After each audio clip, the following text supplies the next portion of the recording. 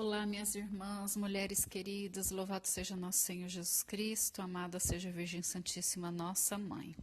Nós vamos dar continuidade ao nosso estudo, sobre as mulheres da Bíblia.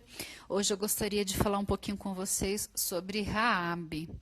Ainda no Antigo Testamento, pegando todas as mulheres do Antigo Testamento, para que depois a gente possa avançar, Então, qual que é o nosso contexto histórico, A história de Raabe, ela acontece lá no livro de Josué, do capítulo 2 de Josué, e no capítulo 6 também é citada. Então, qual que é o contexto histórico que nós estamos? Nós estamos antes da tomada da terra de Israel, Ali depois que Moisés faleceu, Josué,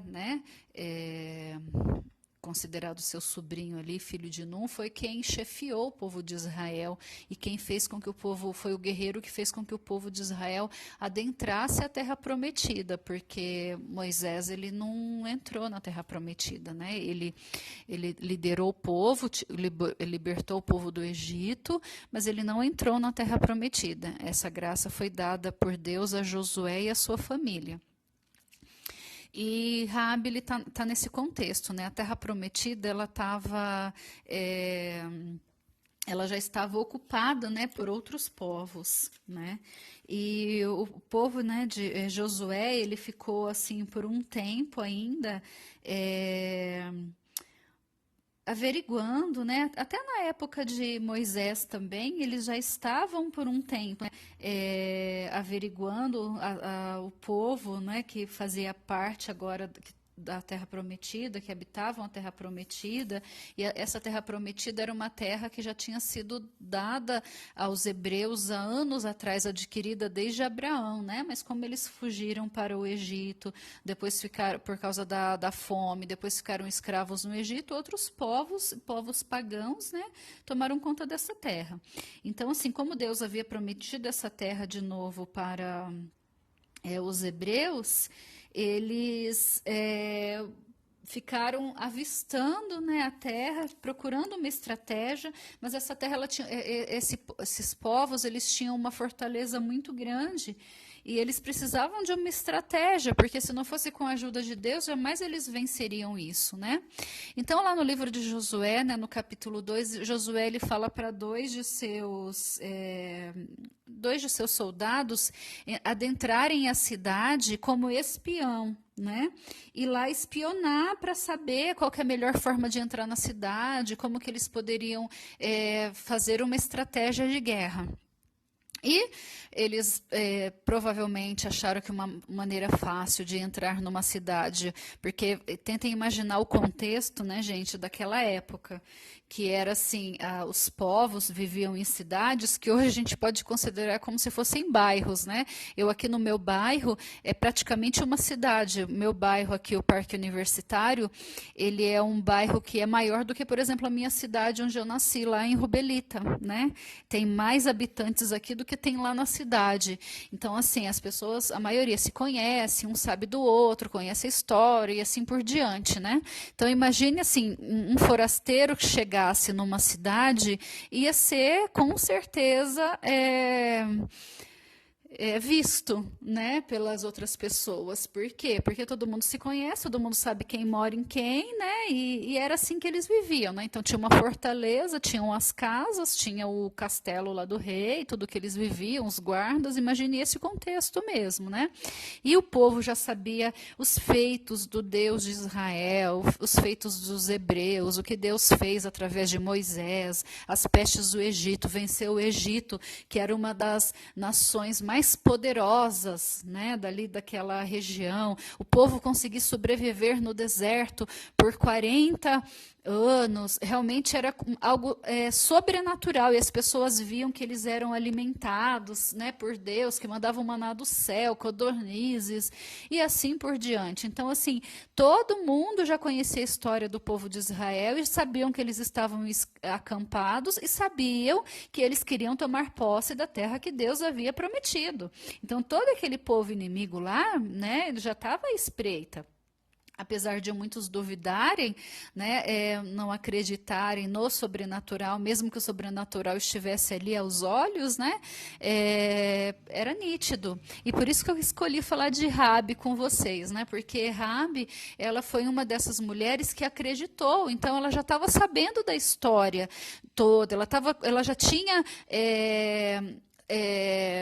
conhecido, né, sabia que aquelas terras pertenciam ao povo de Israel, aos hebreus, ela sabia que o Deus de Israel era um Deus verdadeiro, então ela já tinha entendido tudo, né? Mas voltando aos mensageiros, eles, para conseguir estadia, para conseguir não serem de repente descobertos, eles procuraram a forma mais fácil para os guerreiros daquela época, procuraram um prostíbulo, né? Uma hospedaria. Nem toda hospedaria poderia ser considerada assim naquela época, mas a maioria era, né? Se tivesse uma hospedaria onde uma mulher tivesse que hospedar homens, já era algo assim imensamente censurado pelo povo, né? Mas segundo a tradição, segundo até o que a gente vê lá em Hebreus, em Tiago, ela não era só apenas a dona de uma hospedaria, não, ela era realmente uma prostituta. Então, além de uma hospedaria, era realmente uma casa de prostituição, né? E Rabi pediu abrigo, né, para o Raabe não, os espiões hebreus pediu abrigo para Raabe e ela deu, né? Só que tipo assim, o rei, os soldados do rei, as guardas do rei já estavam todas à espreita, né? Já estavam também esperando um ataque. Ficaram sabendo que esses dois estrangeiros estavam lá na casa de Raabe e foram ter com ela, né? Olha, nós ficamos, aí a gente pode ver, né? Acho que é lá no versículo 3, né? O rei mandou dizer a Raabe, no versículo 3 do capítulo 2 de Josué. O rei mandou dizer a Raabe: faze sair estes homens que foram ter contigo e entraram em tua casa, porque vieram espionar a terra. Mas a mulher ocultou os dois homens e respondeu: vieram realmente uns homens à minha casa, mas eu não sabia de onde eram. Pela tarde, quando se iam fechar as portas da cidade, eles se retiraram, partiram. Ignoram para onde foram, né? Isso foi o que ela mandou dizer ao rei, aos mensageiros do rei. Mas a grande verdade é que ela não fez isso, ela escondeu. Lá no versículo 6 a gente vê, né? Ela os fizera subir ao terraço de sua casa e os ocultara, né? Porque todas as pessoas que estavam de fora da cidade, quando a cidade fechavam as portas de suas muralhas, porque era assim que era mesmo, né? Eles faziam uma muralha em volta da cidade toda e as portas se fechavam. Por quê? Porque, como eu já falei em outros áudios, aqueles povos eles tomavam as terras uns dos outros na base da guerra mesmo, na base de lutas, né? Quando eu estava falando até sobre Abigail, eu expliquei um pouco sobre isso, que era a tradição da época, né? E isso também era, mesmo ali na época de Josué, já era assim. Então, tinham essas muralhas. E todo estrangeiro, todo povo que não fosse se hospedar ali, né, ou que fosse ali para comércios, porque cada cidade às vezes ela era responsável por um tipo de comércio, né? Provavelmente eles trabalhavam muito com tecidos, porque a Bíblia fala que no celeiro dos feixes de linho, né, que esconderam os dois espiãos, né? E é assim, ela escondeu eles e ela fala assim, né, que ela, não vou ler toda a Bíblia, depois vocês leem para vocês poderem estudar sobre isso, para o nosso áudio não ficar muito grande, né, mas fala que ela falou assim, olha, eu escondi vocês porque eu sei que vocês são os verdadeiros donos dessa terra, né? E ela tinha conhecimento das grandes maravilhas que Deus havia feito em prol de Israel, como a libertação do Egito, a travessia do Mar Vermelho e a vitória sobre os reis amorreus, Sion, Og, né? Que estavam a leste do Jordão e tudo que dos prodígios que Deus fez, né, para eles, foram tantas coisas, e ela viu tudo isso e ela não foi indiferente, ou seja, ela acreditou. Ela falou, só pode, um único Deus poderia realizar essas coisas extraordinárias, né? E eu quis escolher para a gente, né, essa história de Raabe por isso. Raabe, ela era uma prostituta, ela era uma pecadora, né, em vista dos olhos, não só dos judeus, mas de muitos outros povos. No entanto, ela acreditou nos sinais, né? Ela acreditou em tudo que ela estava vendo. E hoje eu vejo, né, nós, muitas vezes, dentro da igreja, preferimos a mediocridade do que acreditar nos sinais que estão por aí. Né? Preferimos acreditar, preferimos o comodismo tantas vezes da nossa vida na mesmice como está, com os nossos prazeres, a nossa vontade, do que acreditar no sobrenatural que está vindo. Né? E como ela acreditou neste sobrenatural e como ela se rendeu e ajudou, ou seja, né, ela se colocou a serviço do Deus de Israel, porque o que implicava ali era a vida dela, porque se o rei descobrisse a traição dela, ela poderia ser morta, mas não, ela falou assim, eu não temo aos reis deste mundo, porque eu acredito nos prodígios do rei de Israel, né, no Deus de Israel. Então eu peço ao Deus de Israel que proteja a minha casa, que proteja os meus parentes e me dê a vida. E assim eles combinaram entre eles, né, e a casa dela foi salva porque ela acreditou e ela começou a servir ao Deus de Israel, né? Então, tipo assim, ela se tornou, por mais que isso custasse-lhe a vida, por mais que ela precisasse mudar de vida, porque quando ela abraçou o Deus de Israel, ela abraçou toda a fé, então ela mudou de vida, ela saiu da prostituição, ela se converteu inteiramente, né?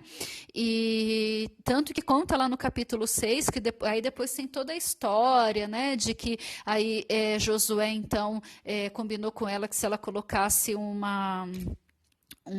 tecido vermelho, né, que eu esqueci o nome da cor lá, um escarlate, né, na janela, né,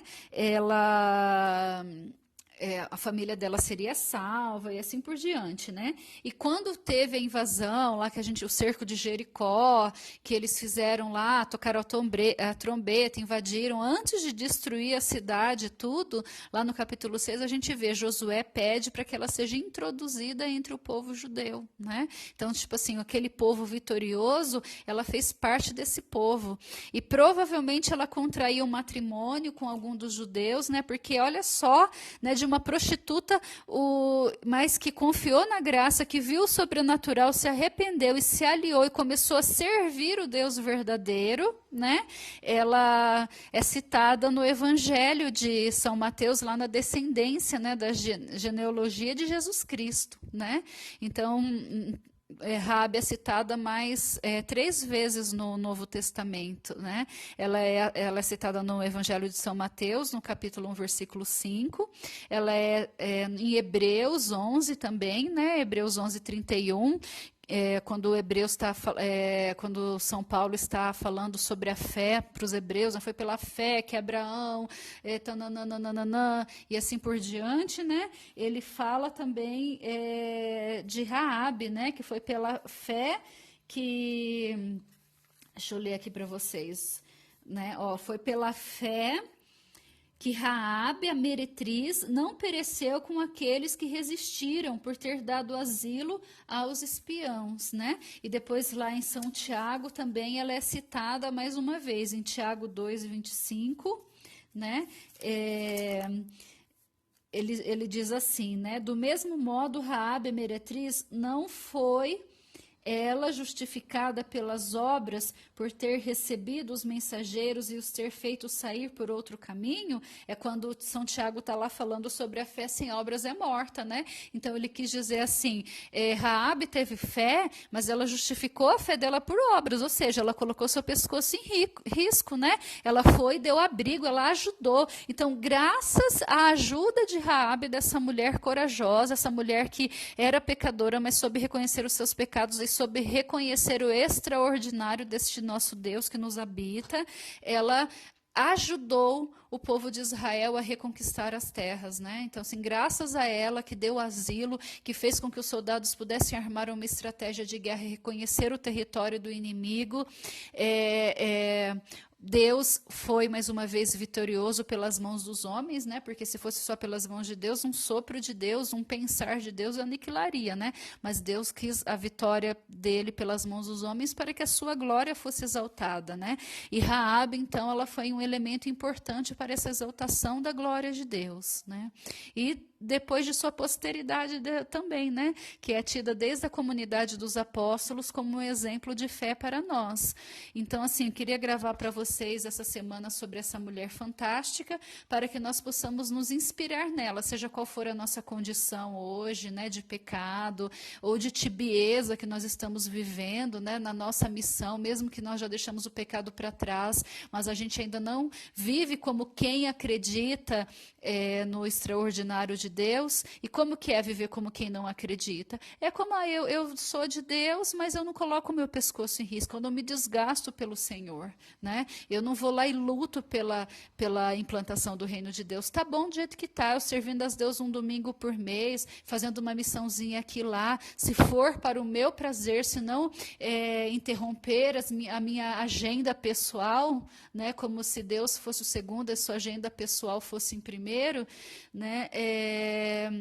Isso que é mediocridade, né? Então, que ela nos dê a graça de ter a coragem para que o nosso nome entre na posteridade desses apóstolos dos últimos tempos que deram a vida para a implantação do reino de Deus e que nós possamos cantar a sua glória eternamente. Amém? Louvado seja nosso Senhor.